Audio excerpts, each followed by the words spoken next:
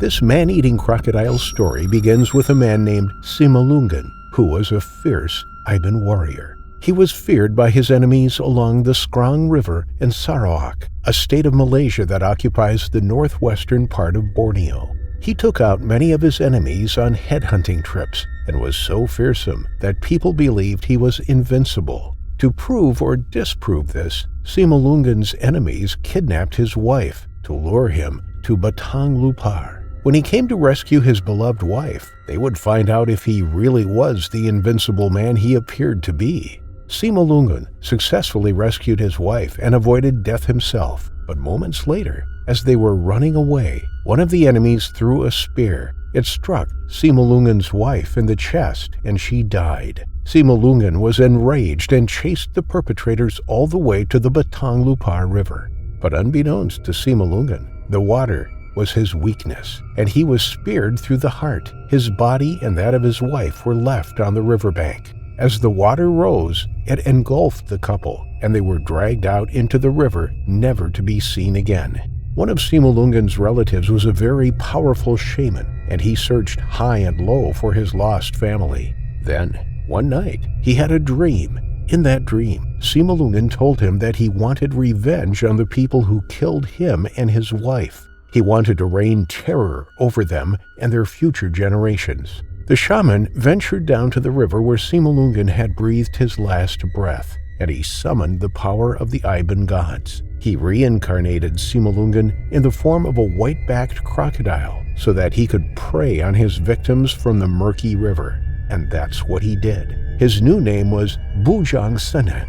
Nobody knows for sure how many victims succumbed to the barbaric attacks of the reincarnated Simalungun, but it all began with Banang Anak Pali, the first of the recorded attacks. He was a respected young man of Sri Aman, and in just 2 days' time was to be officially sworn in as head of the Longhouse. He would attend a ceremony with the local community, a great achievement that would make his family proud. But sadly, he would never achieve that status. He was fishing for prawns in the Batang Lupar River with his brother Kibir. It was midday, and the sun was high in the sky. Its reflection shined and shimmered off the water's surface, and the two brothers shielded their eyes from the glare. As they scooped out the prawns and emptied them into their baskets on the riverbank, something moved under the water towards them. It was Bujang Senang, the white-backed crocodile. He gently moved his tail from side to side, propelling himself forwards against the current. He had sensed the vibrations from the two fishermen and moved in to investigate. Kibir thought that they had made a good catch and stepped out of the water. He called to his brother to follow him and finish for the day. But Bangan was insistent on catching a few more. The crocodile was now right beside Bangan's feet, but he was completely oblivious. Able to hold their breath for more than an hour, the crocodile was the master of staying hidden. He lay on the muddy bottom of the river, just inches from Bangan, not moving a muscle, just waiting for the opportune moment to strike. Just then, Kibir saw a kingfisher flitting past. It dipped and darted just above the surface of the water, its bright feathers shimmering in the sunlight. Then it was gone in an instant. Kibir felt a shudder down his spine. A kingfisher was a bad omen. A terrible feeling came over him, and he yelled at his brother to get out of the water immediately. He felt an imminent sense of danger, and he was right. As Bangan heeded his brother's warning and headed for the bank, his bare foot landed on something knobbly and hard. He looked down, but the water was so murky he couldn't see what he had stepped on. He looked up at his brother and called out, "What is this thing, a log?" But it was no log. It was Bujang Senang, seeking his revenge. A split second later, and Kibir watched in horror as an enormous crocodile erupted out of the water and secured Bangan in its jaws. The water frothed and foamed with the commotion, and Bangan disappeared beneath the surface of the river. Kibir screamed at the water, rushing in himself. Moments later, the deadly crocodile reappeared with a limp Bangan in its mouth. Its head was enormous. Its back bore a thick white stripe along it. Kibir leapt onto the crocodile and managed to grab hold of its tail. But when the crocodile pulled away, its tail slipped out of Kibir's grasp and disappeared into the depths once more. A search ensued, with no trace of either the crocodile or Kibur's brother. The police and the Department of Wildlife and National Parks joined in the desperate search, and after 5 days, the top half of Bongon's body was found. There were no sightings of the white crocodile or Bongon's other half. The attacks by the 20-foot saltwater crocodile began in 1941.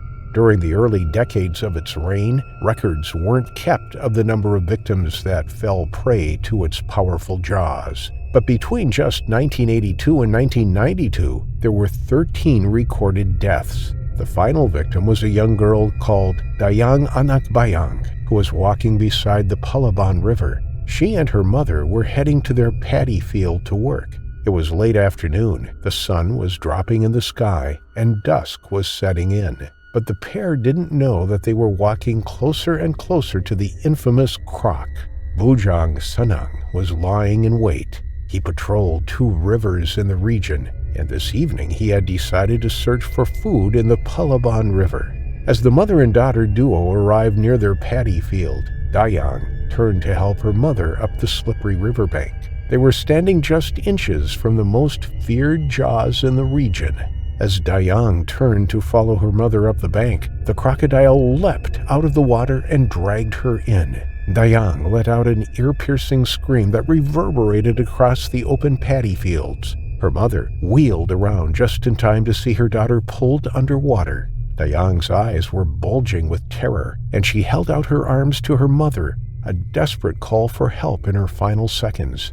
Bujang Sanang had struck again. Dayang's brother, Enye, and cousin Sidi Imam heard the cries for help and rushed across the fields towards the river. When they arrived, Dayang was nowhere to be seen. Only her distraught mother was on the riverbank, screaming Dayang's name.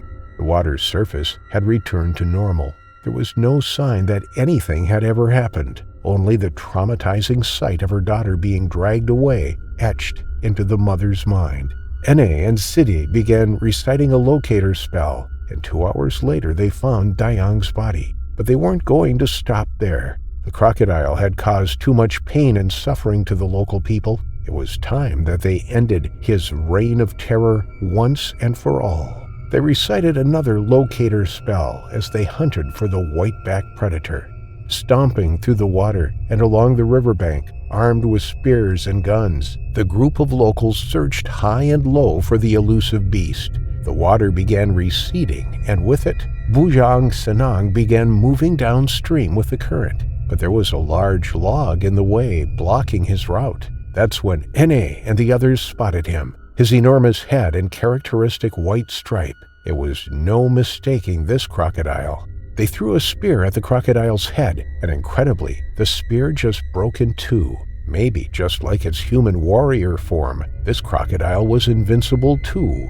Those with guns pulled the triggers again and again, but the beast would not die. The men ventured into the river where Bujang Sanang was trapped and stabbed him with spears. The crocodile's tough hide was finally succumbing to the ferocious onslaught.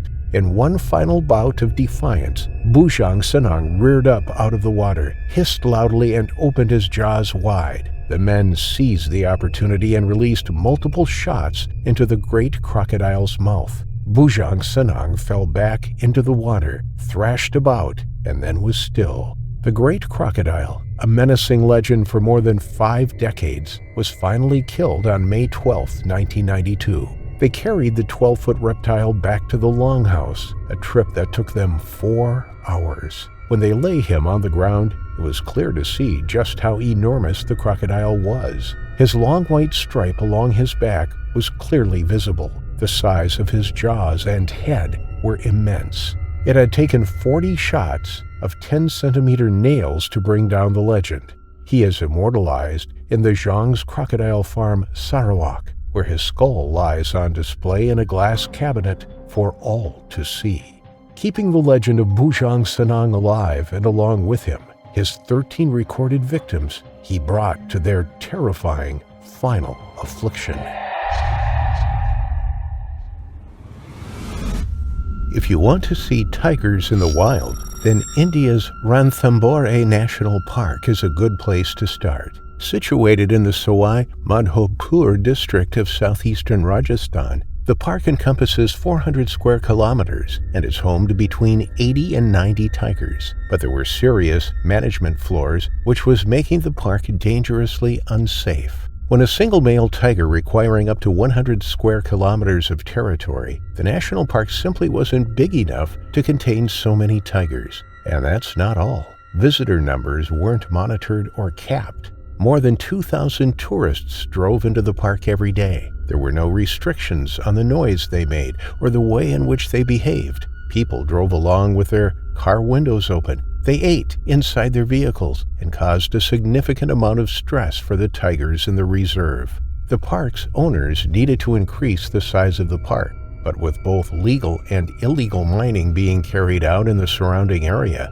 securing suitable land to expand was not an option. The park was already housing more than double the number of tigers it was capable of sustaining. A lack of prey and the constant stress from human noise and traffic was leading to disaster. Nobody could blame the tigers when they began to act out. They were becoming unusually aggressive towards humans. In 2010, a tiger, known to the park rangers simply as T-24, but affectionately named Ustad for his free spirit, was desperate for food. Driven towards human settlements by the promise of easy prey in the form of farm animals, Ustad stalked closer. In the golden glow of the dawn light, it moved towards the buildings. Its scent was picked up by a small flock of goats penned in a shed for the night. They shuffled uneasily on their feet, aware that something was out there. Just then it heard a noise. It was a thud, thud, thud. The tiger turned its head. There, on a hill, was a lone man. It was 22-year-old Gamandi Saini. He had left his house at 5 a.m. after an argument with his wife. He grabbed an axe on his way out and marched towards the forested reserve. As he began cutting a tree down, the sound of the axe striking the wood carried on the air. T-24, who was out on the hunt that morning, was drawn to the noise. Moments later, it had struck the young man and mauled him to death. That was the first taste of human flesh for that tiger, but it was not the last. In the very same month, the same tiger struck again. A second villager fell victim to the jaws of the notorious Ustad. Born in 2005, Ustad was now considered the dominant male in the park. His activities largely went unchallenged by other males. He was devoted to his female, a tigress named Noor, but he was notably different from the other tigers. He was bold. He would often make a kill, then drag the dead deer out onto the highway to consume it in full view of an awe-inspired crowd of visitors. Other behaviors were more worrying. Whilst most tigers would move out of the way when humans approached, Ustad would not. He deliberately stood his ground, not moving from the path he was on as humans came close. He did not fear people, and that made him incredibly dangerous. 2 years later, in March 2012, a 19-year-old man, Ashfaq Ahmed, was also killed by the same tiger. He was learning that humans were easy targets. Only 7 months later, in October 2012, Ustad struck again. This time it was an employee of the park, Gisu Singh. He was the sole provider for his family. One of his 3 sons was paralyzed and terminally ill, whilst the other 2 were pursuing their education. His elderly father was incapable of working at 80 years old, and his wife ran the home. Working for the national park gave him the financial security he needed, but it all ended in disaster. He was an assistant forester and was walking between 2 groups of laborers who were repairing a road when a tiger suddenly pounced on him. It was a direct hit. The tiger secured his neck in its jaws, and the father of 3 was dead within seconds. His body was dragged into the bushes where it was later discovered. Ustad, T-24, had struck again.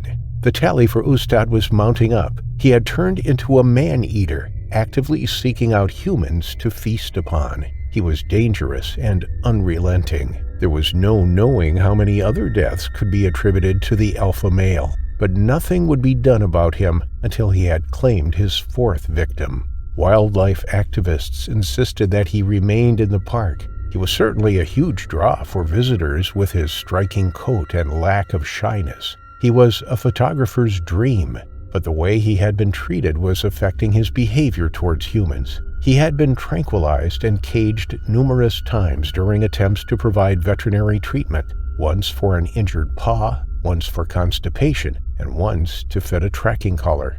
Furthermore, 8 tigers had been captured from his family group and relocated to other sanctuaries across India. His family's social structure was repeatedly broken down. Each and every time he was disturbed, humans were to blame. Those who supported T-24's right to remain in the park highlighted many occasions where he had not been a threat to people. A classic photo shows Ustad walking nonchalantly past a group of women carrying water through the park. Others noted that the tiger had never attacked anyone outside his territory. It was only when people ventured into his domain that some fell victim to his powerful jaws. And yet more people pointed out the fact that the path to the Ganesha temple situated inside the park was frequented by hundreds of people and cut right through Ustad's territory, and yet he had never attacked anyone along that route.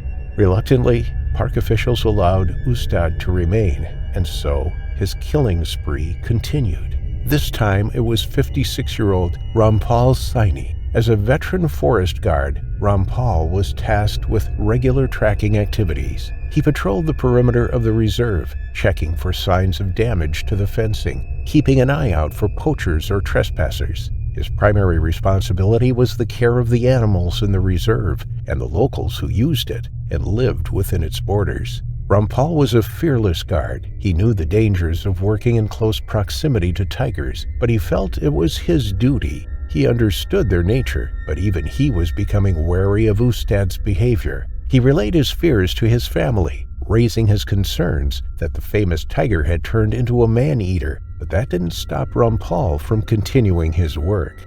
On May 8, 2015, as dusk was setting in and light was fading, Rampal thought he spotted some movement in the bushes. It was near the path that locals took to walk to the Ganesha temple inside the park to pray. Rampal knew better than to be out after dark, but it was his duty to protect the park users from harm. Suspecting that it may have been Ustad, he went to investigate. He couldn't see any sign of the tiger, and so he walked back towards the post he was stationed to at the main entrance to the park. It was less than 100 yards away. He could see it just beyond the bushes, but there was something hiding in the undergrowth. His intuition had been right. Unbeknown to Rampal, his last 10 minutes of the patrol had been carefully watched. The glassy eyes of a killer had been upon him the whole time, watching his every move. It was Ustad, and he remained silent, his patterned fur concealing him amongst the shrubs and bushes. As Rampal walked closer to the main gate and the relative safety of his guardhouse, the tiger crept along the ground, its underbelly scraping the forest floor. But seconds later, Rampal stopped and turned around. The tiger stopped in its tracks, waiting silently just feet from the man. Rampal felt the urge to relieve himself before settling into the guardhouse for the night. He turned and urinated into a bush, the same bush Ustad was hiding in. Barely a second later, the tiger launched itself at the unsuspecting guard. Rampal was knocked off his feet. He only saw a flash of orange, black, and white before the tiger closed its jaws around his windpipe. Rampal was suffocating. He knew his time was up, and he died moments later. 2 others heard the commotion and turned just in time to see Rampal being dragged away, his body limp in the jaws of the tiger. They shouted and screamed at the animal to drop him. They picked up rocks and stones and hurled them through the air and rushed towards the undergrowth. An eerie silence filled the air. They scoured the undergrowth for their colleague. Their hearts were thundering in their chests. T-24 was still out there. He was likely watching them right now from just feet away, but he had a masterful disguise. He was practically undetectable in the dense forest habitat. The 2 guards followed a path of flattened vegetation which led them into the trees. There, they found Rampal's limp and lifeless body. They rushed to it and quickly lifted him up and carried him back to the entrance. A helicopter was scrambled to the area, and Rampal airlifted to a hospital in Sawai Madhopur. But it was too late. He was pronounced dead on arrival. Ustad had claimed yet another victim. When would his reign of terror end? As news spread of yet another fatality, officials thought that it was another tiger responsible for his death. They believed that Ustad's son, T-72, was responsible, but DNA evidence found that it was Ustad himself. Something had to be done about him, as he was growing increasingly dangerous and unpredictable. Wildlife activists and conservationists once again protested, insisting that Ustad should remain in the reserve. But locals had had enough. Ustad had claimed the lives of 5 people in the previous few years alone. There was no knowing how many more he would take. He had to be removed. Operation Ustad was a top-secret mission. Not even the forest minister Raj Kumar Renoir knew about it. Park rangers moved into Ustad's position. He and his tigress were tucking into a samba deer kill. An hour later, following a successful shot with a tranquilizer, Ustad was unconscious. He was loaded into the back of a truck, his cage surrounded by ice to keep him cool, and he was driven out of the reserve. His destination was Sajangar Biological Park, a zoo in Udaipur. It took them 11 hours to cover the 500-kilometer journey. When they arrived, Ustad was released from the cage into his new enclosure, a half-acre paddock. His 9-year reign as king of Ranthambore National Park was over. Rampal Saini was the last to meet his terrifying final affliction. The Akita Prefecture on Honshu in Japan is a beautiful part of the country. Natural hot springs around Lake Tazawa draw visitors from far and wide. Traditional rural Japan is showcased in some of the villages, including some preserved samurai houses. Seasonal festivals bring the place alive, and the rich and diverse culture is on display for all to see. It is an idyllic place to live, but living in the rurals amongst nature does have its dangers. The region is home to both brown bears and Japanese black bears. Both can be dangerous and should be respected. Although the Japanese bear measures just 1 meter from nose to tail, it is still deadly when it wants to be, and even seasoned hunters steer clear of them. The Japanese black bear is a subspecies of the Asiatic black bear, and there are thought to be around 10,000 on Japan's main islands of Honshu and Shikoku. The first tragedy occurred on May 21, 2016. The body of a man was found in the undergrowth in the foothills of the mountains of Kazuno City. It was stumbled upon by a local who was foraging in the countryside. It was a popular place to pick bamboo shoots. The man, in his 70s, lay face down in the dirt. The injuries to his body were reminiscent of a bear attack. Deep cuts and gouges on his torso, a bite to his head, and torn clothing. The attack would have been brutal. Perhaps a mother had been startled as she herself had been foraging for food for her cubs. Maybe it was a defensive attack. Nobody knew for sure. It was a terrible loss for the man's family, but people thought that it was just a horrible tragedy, a one-off, and a freak accident. But there was more to come.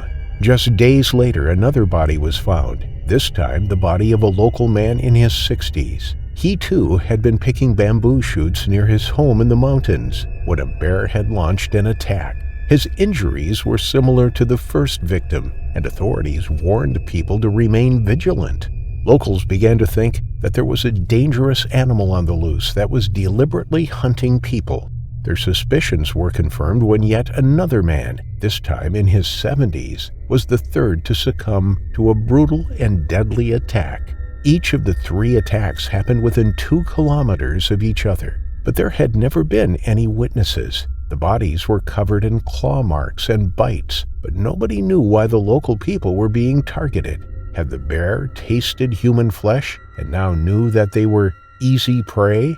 By now, people were on high alert, but they still needed to go about their everyday lives. For many in the prefecture, living off the land was a way of life. Foraging for food in the wilds was a common activity that helped provide for the family. Hearing these terrible stories, however tragic, wasn't going to stop them from wandering out into the surrounding wilderness. Suwa Suzuki was a 74-year-old woman who lived in the neighboring prefecture of Aomori. News of the devastating bear attacks hadn't reached her yet, or if they had, they didn't stop her from venturing outside. The likelihood of being attacked by a bear was so unlikely despite the sudden rise in attacks. Usually, human-bear encounters happen when there are food shortages and the bears venture outside their habitat in search of something to eat. They become bold as they scour neighborhoods or are drawn by the smells from garbage cans, open kitchen windows, or animals and vegetables grown in farmyards. But this particular year, the opposite was true. The favorable weather and climatic conditions had resulted in an exceptional beech nut harvest, which meant that the bears had plenty to eat. There was a much higher survival rate amongst the bear cubs than usual, as the mothers were able to provide for them, and a greater percentage of cubs were making it to maturity. It seemed the bear population was growing. In fact, just halfway through the year, by June, there had been 1,200 bear sightings, which was already more than double the total sightings the previous year. Attacks were incredibly rare. Over the previous 37 years, there had been 8 deaths caused by bears in the same region, but now Tsuwa Suzuki was about to become the 4th in a single year. On June 10th, she left her home carrying a basket. She walked amongst the surrounding mountains in search of edible wild plants. Quietly, she worked, bending down every so often to pluck the herbs and flowers from the forest floor. She also collected bamboo shoots, spotting the small yellow tips protruding through the dirt before digging them out of the ground. The warm summer air filled the forest. The sunlight shone through the leaves and danced on the ground. The sounds of nature filled Tsuwa's ears as she foraged quite happily, just like she had done for years. But this time, she was being watched. A black bear was stalking her. Although small in stature itself, it was now a mature cub and had tasted human flesh. It knew how to take down a human. Slowly, it crept closer to the unsuspecting woman concealed by the trees. It approached her from behind, out of her line of sight. It fixed its eyes on her, and the next time she bent down to pull up a bamboo shoot, it decided to charge. It covered the distance between them in less than a few seconds. Tsuwa turned around just in time to see a flash of black fur as the bear rushed at her. It leapt on top of her, and she was pinned to the ground. As it bit into her face, her screams for help went unanswered, her desperate cries swallowed by the rustling breeze through the trees. The bear tore at her skin, shaking its head from side to side. It used its powerful front paws to swipe its victim, hitting her on the ribs and on the head, disorienting her and battering her until she lay still. The bear had taken its 4th victim. It was on a rampage. Tsuwa's mangled body was found when she failed to return home. She was so severely mauled that she was unidentifiable at first, and to know that she had passed away alone and in desperate need of help only intensified the loss. As news of the terrible attack spread, a local hunter set out that same day to find the bear. When a female black bear was suspected to be the culprit, he shot the first female black bear he saw, and she fell to the ground. An autopsy was conducted by the Akita Prefecture Police, and the bear had human remains and a large amount of bamboo shoots inside its stomach. She was responsible for at least some of the attacks, if not all of them.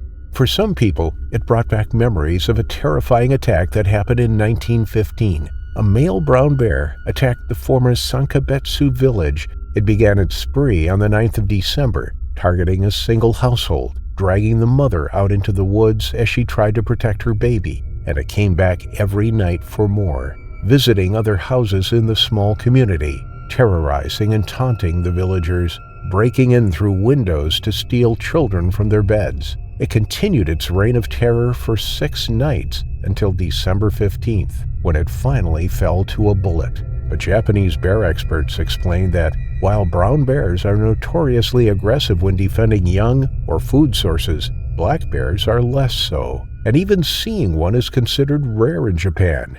Marks on Tsuwa's body suggested that more than one bear had been responsible. Some believe that a mother bear and her cub had attacked her, a very dangerous behavior for a cub to learn from its mother. In the United States, cubs are often euthanized if they witness their mothers attacking people because they invariably learn that behavior and grow up to become problem bears themselves. It is not known what happened to the sow's cubs or if they were even there at the time of the attacks, but following her death, the attacks stopped for now. The villagers are still shaken from the spree of attacks. Terrified, another bear will continue hunting villagers, bringing more innocent people to their terrifying final affliction.